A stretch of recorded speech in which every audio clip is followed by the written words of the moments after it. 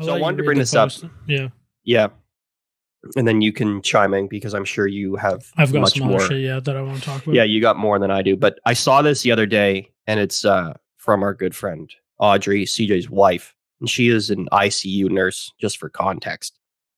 And for anyone who's listening who doesn't know, in Ontario, I guess things are bad, to say the least, as far as space for hospital room and trained staff and all of that stuff. So, but the thing is that you're seeing from the politicians and media is that, oh, we're just going to add more of this, more of that, as if it's just a quick fix. And uh, my good friend Audrey said that she made a post sort of poo pooing that. I'm just wanted to share this because I thought it was important for everyone to hear. Because when I read it, I was Hundred like, holy percent. fuck, I didn't know that. Yeah, So, and I've got more to add on to that. yeah. So this is from 3 days ago, which I guess was April 16th. Okay. Everyone thinks that we can just add more beds to solve the problem. There are no more nurses. None. Our 21 bed ICU has expanded into other areas or the hospital slowly taking over and engulfing other units and the supply/beds that accompany them. Our ICU registered nurses are being asked to take care of of more than the safe amount of patients. The worst part is no one cares. The hospital administration is asking us to dig deeper within ourselves and to learn how to spread yourself thin. They are relying on us for not only providing and maintaining an excellence in nursing care, but setting up units and training more staff, all while caring for your loved ones. There is no more time within a day. I work all my shifts with no breaks, no water, no food because I can't take off my mask and I can't leave my patients because there is no one who can watch them. I spend my shifts with people who are scared either because they are so sick or they are redeployed staff who don't know how to care for the intubated and ventilated patients. I am asked to be more than a nurse every day, and there is nothing in return. No help, no one who is coming to help us. We are slowly drowning. We are literally slowly taking away our own mental well-being and physical bodies. You can't dig deeper when there is nothing left. Our nurses are suffering. I go to work now not because I feel empowered to help and be a nurse. I go to work so that I can be there for my friends and colleagues. I can help them so that together we can possibly take care of each other. I go there to ensure that while we are being chipped away, maybe I can ensure my nurse friends are not being chipped of their last piece. And that was in response to the health minister of Ontario, Christine Elliott, promising 350 new ICU beds as cases surge throughout Ontario. Yeah, so just to go on more about that, I got a bunch of shit here written down. So for an ICU, 17 bed ICU, which is where Audrey works, that's the amount of beds on a regular, like before COVID, it requires 54 nurses. And that's for 24 hours. That's 4 beds, you said, sorry? 17 beds requires 54 50. nurses. Jesus, okay. And where Audrey's working was already short-staffed pre-COVID. So they're already working with less than the required number of nurses. Once they're 18, 17 beds, once COVID hit, they bumped it to 21. That was at the start of COVID. The second wave, they opened up an additional unit so that they could hold 25 beds and more if needed.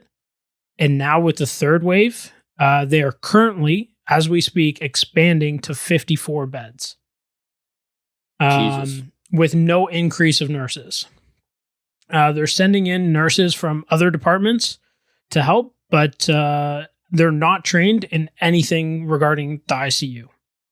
They're scared because they don't know how to care for such sick patients. They're now starting to train all these additional nurses over a 1, maybe a 2-day PowerPoint presentation.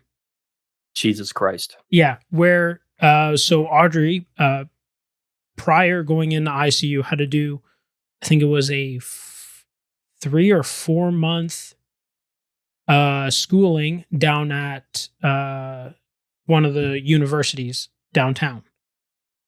So 4 months, every day, like 5 days a week, you're in school, doing it, practicing it.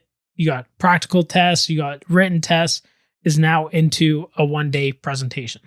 And just because I have a very limited understanding of that 4-month course.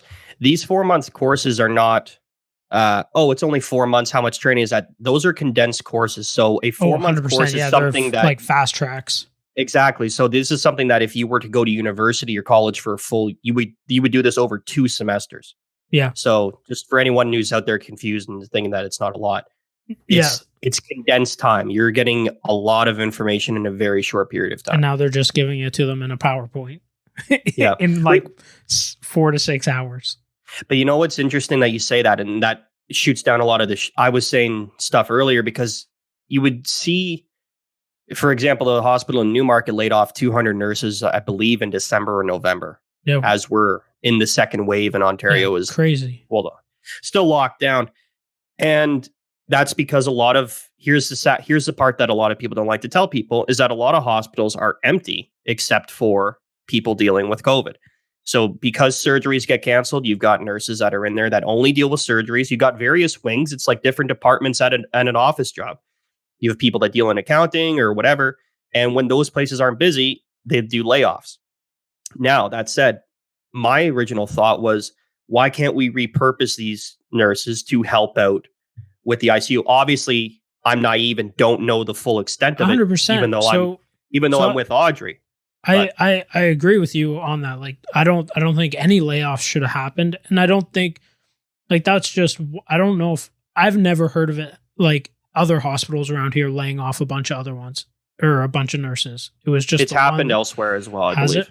Yeah. Anyways, instead of laying them off, give them, again, maybe take a week and let them 5 days, in a week, train them. So, okay, they're not going to be able to do everything, but if they can put in IVs, they know how to monitor meds and all this other stuff, at least then when you take some burden off of the existing nurses in there. Yeah, they're still going to have to do a lot of the work, but somebody else is there to monitor the other patients. I still have a lot more here that I want to get through.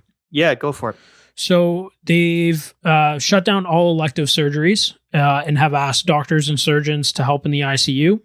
Just a quick note on that too. If you go through and read the elective surgeries, and I'm putting that in quotations, there's a lot of things that make that list that aren't exactly elective.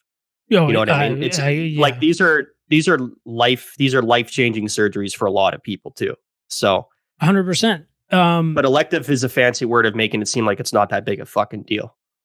Like, oh, you want to get your tits done? We're not doing that today. True.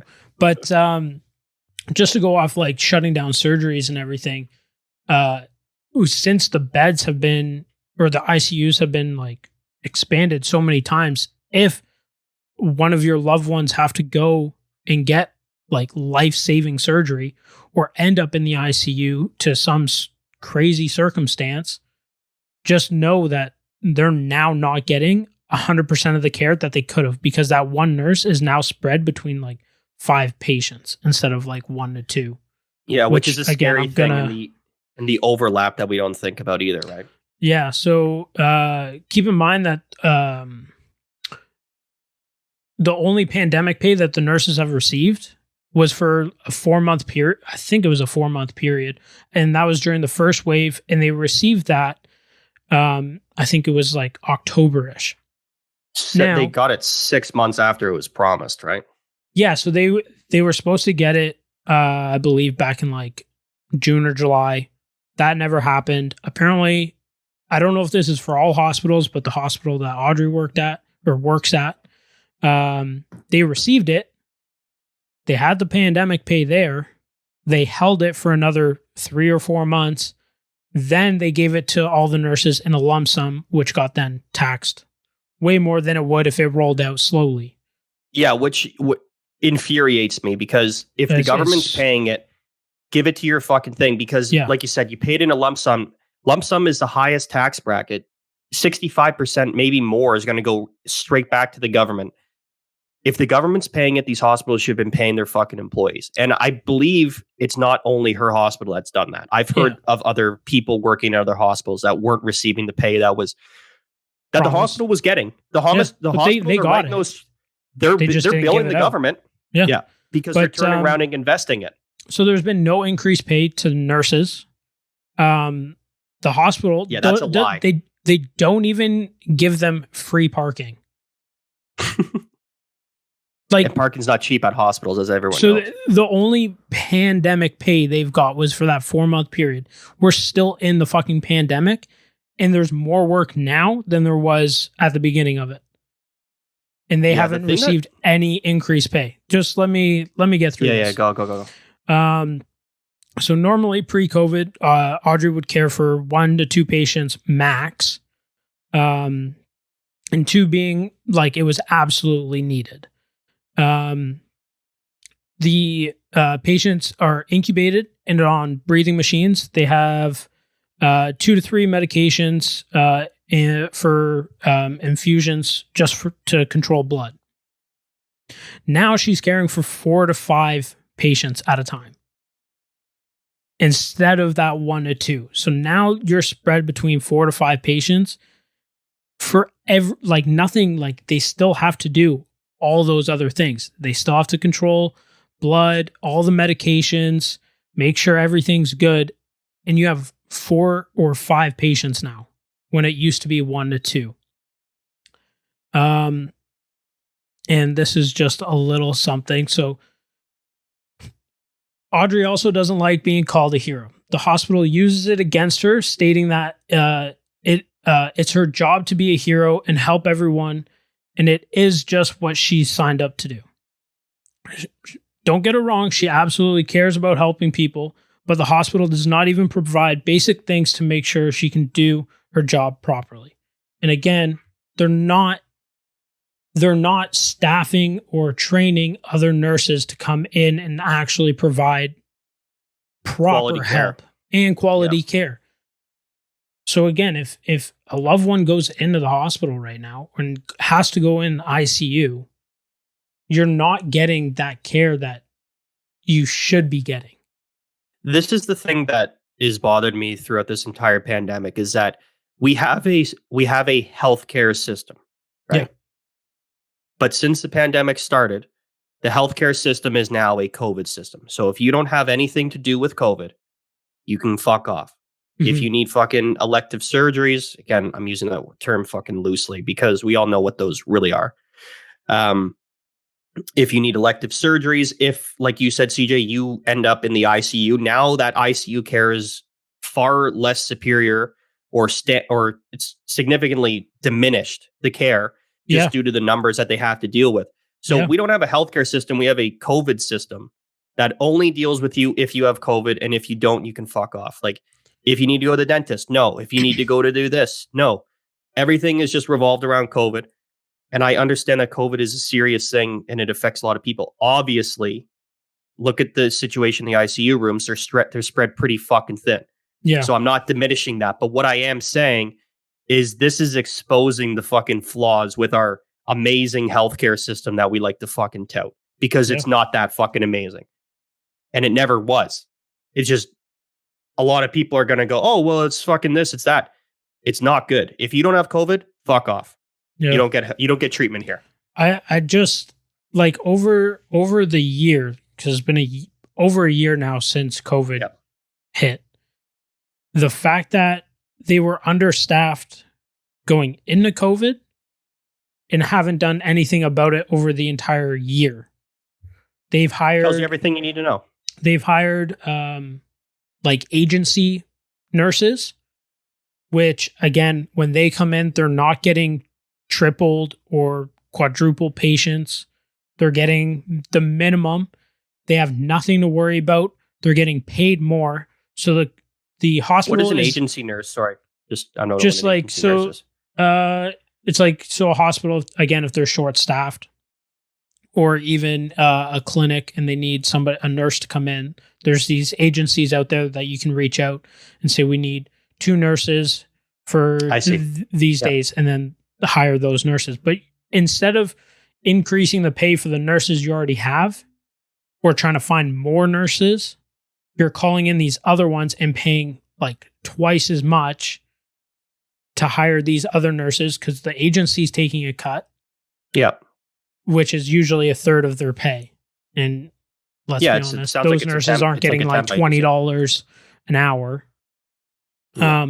But so the docs and surgeons, and this is regarding Audrey's hospital, since they've been asked to come in and help in other units, if they come in and work in the intensive care units from 7 a.m. to midnight, they get an additional $385 an hour. And the nurses and And people that nurses are actually running these places, get nothing. nothing. Yeah. Um, And I believe that government care, and I'm not a fucking snob, but I think it was only $4 an hour as well. Like it wasn't don't know. a huge Oh, the bump where you pandemic? would notice it. Yeah, the pandemic pay. yeah, it Yeah. wasn't it was a little bit, It's enough. especially there was Yeah, but- there was other shit for if you worked overtime hours, you saw an additional like $100, $200 for the week. Not sure if that's actually 100%, but it was something Yeah. along that lines. If you took In that overtime, range. you made extra. But like, again, if you work from midnight to 7 a.m., any of these doctors or surgeons, they make an additional $450 an hour. Like, how are you able to give them this much more money, Yeah, where's but the you're not- justification behind that? but you can't give your nurses a bump in pay? You can't even give them free fucking parking at the That hospital. parking thing drives me fucking crazy. Like it's driven me crazy since Audrey started working at the hospital. The fact that the fact ever- that they have to fucking pay Yeah. to The fact to that park ever there. in the existence of hospitals that they still charge their employees because hospital It's a parking discounted is rate. exorbitant. Chris, it's a discounted rate. Chris, Oh, I'm sorry. it's I'm yeah, sorry. it's a discounted rate of probably $2 for $20 parking. I was from the start of this pandemic to be actually from before this pandemic till about a month ago, I was more or less working in a major hospital downtown throughout this Yeah. entire thing. So I know firsthand I had to park a couple blocks away to get parking that was Reasonable? affordable. Yeah. Affordable. Yeah. Yeah. And I was it's insane. Like, how can you justify telling your docs and surgeons if they come in? Like, I get it. There should be an increased pay for them. I'm not saying there shouldn't be, but No. $385 an hour on top of their original pay. Like, that's an increase to And- what their hourly is.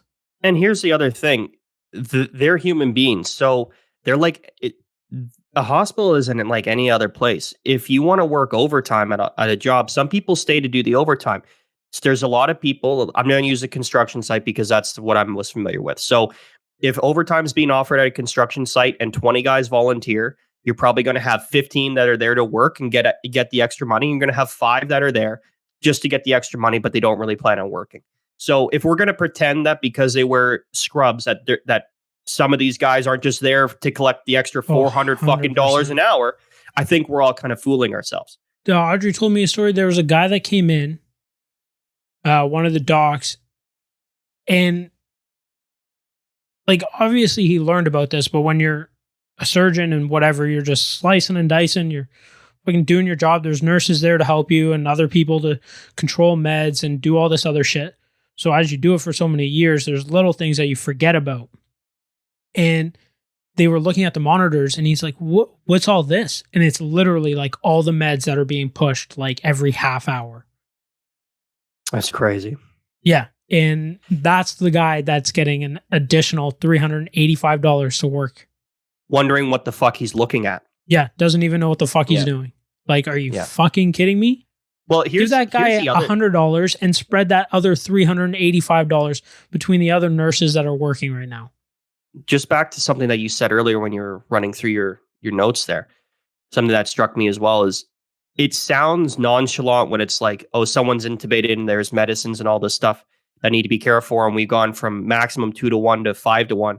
For an average person, and now I'm very close with you guys, obviously, so I get these little tidbits information. But for the average Joe listening, I'm just going to explain what that means. You're keeping these people alive because they're basically in a coma. Well, I think they are in a coma, and they need to eat. They need to stay alive. They need to get their medicines. They need to do all this stuff. So the amount of care that's required just to keep one person in a coma or intubated state is insane. And if you're going to ask, and the people that care for them, it's not the doctors, it's the nurses do all this. The nurses run the show. The doctors come around, check, and the doctors have an important job, and I'm not diminishing them even a little bit. But there's people that run the show, and that's the nurses, and they keep the people alive.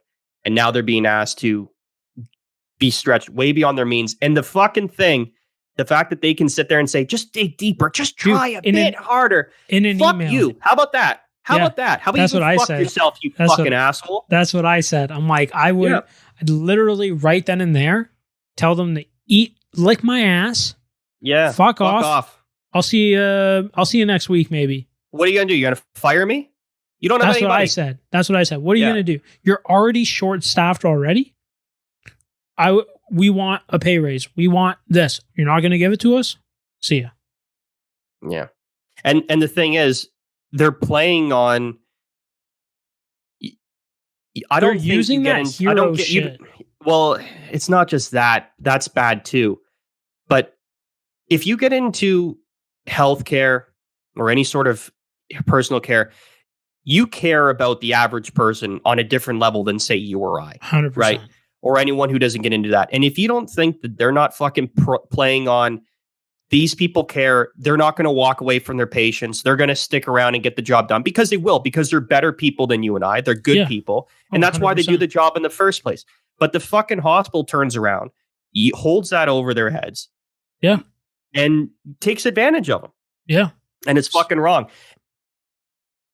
So when the hospital started to like increase the number of patients they were giving like per nurse, my biggest thing was, okay, so what's your regular amount of people you're supposed to care for at once? 1 to 2. Well, now you're giving me 3. Like 3 was like a big jump at the beginning. And it's like, you look at all these other things where, all these other incidences where something happens in ICU or just in the hospital in general, where a nurse might have done something, or a nurse, I should say, did something, whether they got verbal confirmation from a doc, whatever it was, to do something, it all ends up coming back on the nurse. And then at the end of the day, and then at the end of the day, they just Who told you to do that? Why did you do that? They're not working with us anymore. They're not at the hospital. And now they lose their license. They lose all this other shit. So I'm like, I told her, I'm like, you need to do whatever you have to do to stay safe. If you can't handle 3, tell them. And don't just verbally tell them. Send an email to your manager, their manager, and the CEO. Get it in writing. Copy and now everyone. Now it's in writing. Now you have proof. It was sent out. These are your concerns. And then now you're documented and it can't come back on you. Yeah, it's wild. There's one message that's being pushed out there by the politicians that are saying basically stiff upper lip. We're doing really well here. Our hospital workers are heroes. They're great people. All this shit, and then they turn around and give them no support. Yeah, and just expect all these magic things to happen. So I didn't, like I said, I'm still processing some of the information you said as well. That's sticking with me. I didn't realize a lot of this shit about the healthcare system before this. Obviously, I get insider shit from Audrey and stuff, and talking with you. Yeah, you get like little snippets every once in a while. I just get little snippets, so I know 1/10 of 1% more than the average person. Yeah. And the shit that I know is like, holy fuck, I had no idea it's that bad. And I don't think a lot of people realize that. So if this can sort of, even if it's to a very small audience, fucking open up some eyes going, okay, yeah, things aren't exactly as we're portraying them to be. It's not just writing a number on a piece of paper saying 350 ICU beds, because it's basically magic, it sounds like. Oh, you can put they make it sound like they're the greatest magicians. Fucking Rob should take notes. Fuck, dude, it's wild. It's absolutely absurd what they're doing. I remember you telling me, this is probably back in October or November, that when Audrey first got like quadruple shifted, where she had to care for 4 patients at a time. Yeah.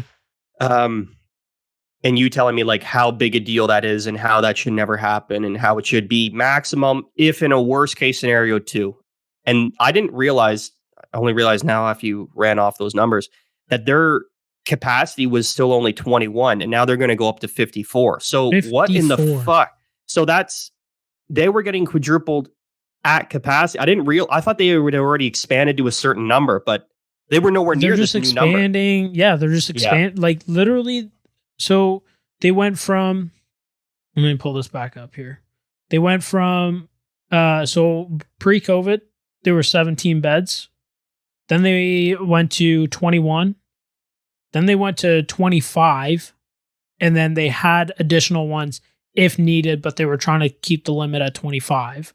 And this doesn't account for staff too. This is just no. This doesn't mean that you have trained staff. It's not like when they increased a bed, they hired 4 new nurses. No. Yeah. They just added those 4 new beds. Is that the number for every bed you need 4 nurses? Is that I don't know. I'm just saying, I know what you're saying. Because for 17 beds, it required 54 nurses. So whatever the fucking math is for there, I think that's like 3 nurses per patient. 54 nurses, 17 beds. Yeah, it's 3 nurses. So basically, and you said they were understaffed. So let's just say it's 4 to 1. So for every ICU bed you add, you probably have to add a minimum of 4 nurses with highly trained specializations in how to deal with people that are going to be in those beds. Yeah. Like again, there's 2 to 3 meds just to keep like their blood under control, their blood pressure under control. Never mind everything else. Never mind the meds to keep them sedated and all this other shit. Turning them, making sure that they're clean, all this other shit. Like who's fucking doing all that other shit? Now someone has to do that. Oh yeah, it's infuriating. And now her hospital is expanding to 54 beds. Yeah, it's a magic number, it sounds like. Literally. Like I said, you could write any number down on that piece of paper. It doesn't mean it's going to be true. Yeah. And the thing that is scary is it's COVID. Most people don't have an adverse reaction to COVID, thankfully.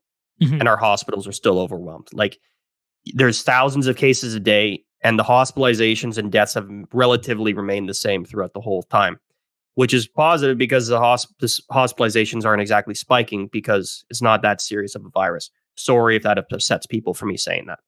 Well, but I'm just generalizing with my words. Like there are a lot of cases where it's either mild symptoms, no symptoms, you still have it, but then there are cases where they need to be intubated and put. Yeah, and that's where I was going with that. Is that if, like I said, I've got it right now. My family has it. Luckily, we're all fine. Very mild symptoms, which is what most people have. Anyone I know that's got it, for the most part, is skated through relatively unharmed. But there's always those situations where people it hits them in a bad way. They got to end up in the hospital. Now you're going into the hospital, and there's no one there to care for you, which is scary to hear that. Yeah. Because that's the reality, is that you're going in there and there's not enough qualified people. You would hope to go in there to get the care that you actually need. You assume going into a hospital, that's the safest place to be for situations like that. But it sounds like it might not be the case. And surprise, surprise, fucking politicians lie. Who the fuck knew? Fuck. Really? Who hasn't been sounding this alarm bell forever? Yeah. It's fucking unbelievable. Yeah, it's crazy. Yeah. So but yeah, I hope I did that. I hope I did that a little bit of justice. You said a lot of shit that I had no idea. I would like to get Audrey on the podcast. Whether she wants to come on and talk about it is up to her. Yeah. But because I think she would say it a lot better than my dumb. Well, yeah, she can. Yeah, but you did a good job explaining it. And also, I mean, you've lived this too for the last year as well. You know the ins and outs. You were with her. Like, she was an ICU nurse before a pandemic, so you have an understanding of sort of the general ins and outs as much as you can, I suppose, right? Without getting into the obvious technical shit that you and I would just be, what the fuck are you talking about?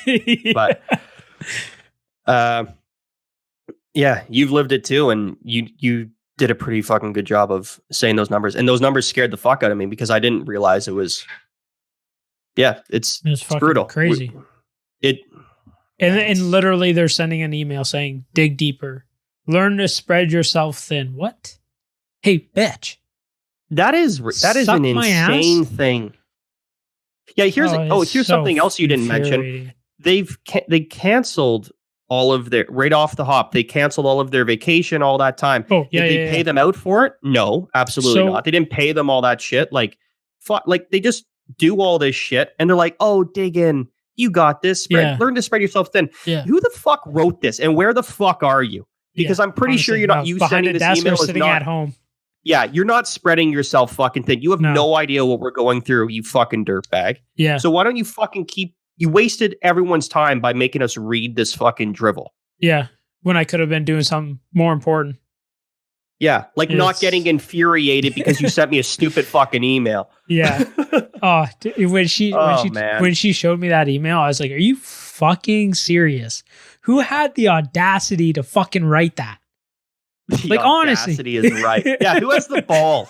Like, Who's the fucking guy? I want to know, like, Yeah, okay, whoever it is needs to go and spend a 12-hour shift with a fuck nurse. that. I want to from party the- with that person. From the from the time the nurse gets there to the time the nurse leaves, because there's days, especially now, where Audrey's shift ends at 7:30 a.m. or p.m.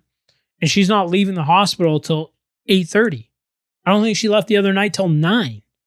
Mm-hmm. Trying to, And that's 12 hours. Like as I read at the beginning, that's no food, that's no water, that's no stopping. yeah, because you can't take off your PPE literally- and literally run off your feet. so And when dealing they with the most when they expanded the last time, they expanded into like a whole new wing, and it was like, that's just COVID. Audrey was saying that the janitors weren't even going in there to clean the garbage, take out the trash, clean the floors. Like, so it's now it's a mess. now on top of that, they're having to empty the garbages and as they're caring for patients. It's fucked, man. It's so fucking crazy. Yeah, we have a horrible healthcare system, and I hope that doesn't upset people, but you just have to look at it for what it is. We don't have a healthcare system that is designed to deal with any contingencies. We're not proactive. You would have thought, like, to your point earlier, CJ, this is not a new thing. This is over a year we've been dealing with this. Has the hospital gone out and actively tried to train properly train new nurses? Have they tried to hire? Have they tried to do this, that? No. They're just fucking not just well. If they have, well they're at not all. doing it. They're putting band-aids on broken arms. You know, Yeah. it's shocking. And that's one hospital in the GTA out of fucking dozens that are probably dealing with the exact same thing. Yep. And then there's hundreds throughout the province that are probably dealing with this to a lesser scale, because here's the other reality that no one likes to talk about. A lot of these hospitals are empty in a lot of parts of Ontario because COVID hasn't affected a lot of parts of Ontario. Yeah. And so you've got hospitals that aren't allowed to do surgeries, aren't allowed to do this, and they're sitting there empty. And those nurses are getting sent home because they're getting laid off. Sorry, there's no work. The Ontario Hospital Association told people to stop doing surgeries. We can't do surgeries. Yeah. You got to go home. So you got nurses sitting at home all over the province who could be repurposed to help, at least in some capacity. Yeah. You know, it's shocking. But again, like, I don't understand why it's taken so long. Like, they're doing a fucking PowerPoint presentation to get a nurse to somewhat help in the ICU. That's an embarrassment. How in your fucking head does that make sense? The nurses that are in the ICU had to go through, we'll say, a 4-month fast track program to work in the ICU. And now we're going to give these other nurses a 1-day PowerPoint and they'll be fine. Don't worry. Yeah, Chris. they got it. Yeah, Sounds yeah. good. Chris, they'll dig deep. I've heard they've been learning I've got an how to spread episode themselves name thin. already. I've got, dig deep. Fucking episode 34. Here I was thinking this was going to be about me. Chris has COVID. Nope. Dig deep, motherfuckers. Yeah. It's time to Dig go. deep, Chris. Dig deep, Chris. Oh, You know my what? God. The one thing I am looking forward to is being called a survivor. Audrey may not want to be called a hero, but I'm looking forward to being called a COVID survivor. Yeah, Oh I'm my- very excited. Yeah, let me tell you this right now. I am fucking calling you that shit. I demand you to, because it's now my pronoun. So Well, you can suck my ass. Well, that's fine. I'm just going to take you to the Human Rights Tribunal. All And right. that goes for all you fuckers out there listening. My pronouns are I'll now gladly COVID attend. survivor, and I will gladly take attend. Hero as a replacement. So My God.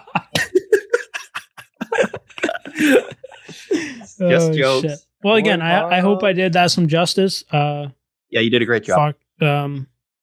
Yeah, I'd love to get Audrey on here, and she can actually give her 2 Yeah, cents. we didn't really discuss how deep we were going to go with this. I texted you just because I saw that. Yeah, I just couple wanted to days say ago, that and just get it out there, honestly. Yeah, 'Cause I don't really have a whole lot more to go, to expand on. I'm not the one in there. no, exactly. I think we've sort of reached out. I mean, it's been basically our own opinions on Just it anyway. give more It's just- information. It's not as Yeah. easy as let's just give you some more beds. It's not it's that simple. and that's people that say that are absurd. And there's a lot of people that hear that and go, "Oh, well, they've given more beds." Yeah, we've got more beds. The That government doesn't- said there was going to be more beds. Yeah. What exactly is the problem? Are these nurses not digging deep enough? I don't think that might be the I don't think they're spreading themselves as thin as they could, Chris. By the way, that spread yourself thin sounds almost like a sexual euphemism. You know what I mean? Come on.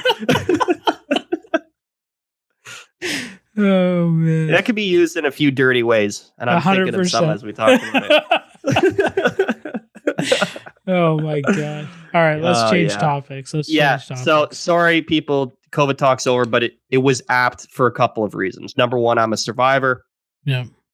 Number two, we have my Huge good problem. friend Audrey and CJ's wife, and she's been put All through of the her fucking friends. ringer, and I feel for her, and I fucking Yeah. am happy that it's her doing it, and I would want nobody else to look after me if I had to go there, but it's Agreed. it's just an unfortunate fucking situation. So. Yeah, it's crazy.